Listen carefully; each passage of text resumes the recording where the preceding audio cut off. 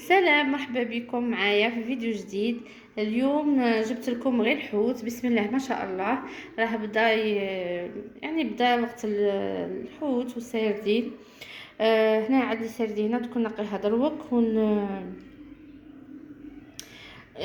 ندير نصها دولمه. ندير لكم زعما شحال من وصفات، ندير لكم شحال من حاجه. وهنا عندنا الكروفيت. اليوم ندير لكم كروفيت اون صوص مع وصفه شابه. على بالي لا سيتوها تحتملوها غير هي. يعني مكاش وصفه واحده اخرى الد منها. انا نديرها غير هي. الكروفيت اون صوص ومع الروز ثاني غادي ندير الروز وش تاني. انا هذا يضحكني. غادي تقولوا لي غادي نعطيكم مسابقه، تقولوا لي هذا كيسموه. شوفوا سبحان الله، هذا كيسموه هذا. على بالي بزاف يعرفوه، قولوا لي في لي كومونتير.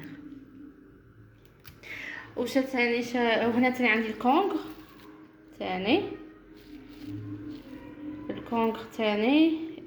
واي وصفه بغيتوها بالحوت قولوا لي يعني نعطيكم تجربه تاعي.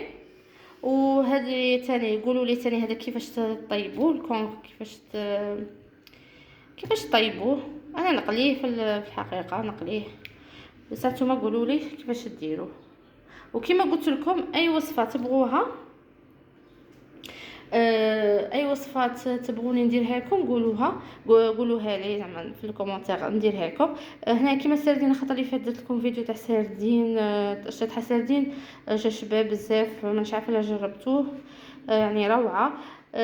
بصح ما داش حقه في المشاهده بصح بنين بزاف. وكان ثاني عندي وصفه تاع الدولمه سردين تاع خاطر جاي نديركم تاع الخورير تاع يعني سبيسياليتي تاع وهران دولمه روعه شابه بزاف.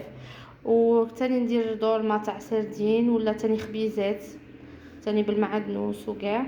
يعني عندنا بزاف، يعني بلادنا مشهوره بزاف بالوصفات تاع الحوت.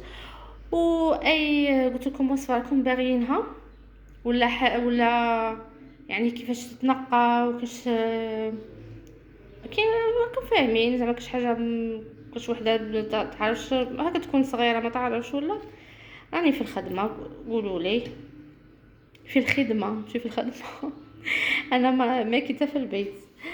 وهذه هي اخواتاتي، نتمنى يعجبكم الفيديو وترقبوا الفيديو الجاي ان شاء الله. غادي ندير لكم الكروفيت ان شاء الله. غادي دروك نقيها على خاطر ولادي صغار ما يبغوش ما يعرفوش ينقوا. صافي نقي شويه والباقي نديره اون صوص كما قلت لكم. ايوا نخليكم الى اللقاء بوصفه اخرى ان شاء الله.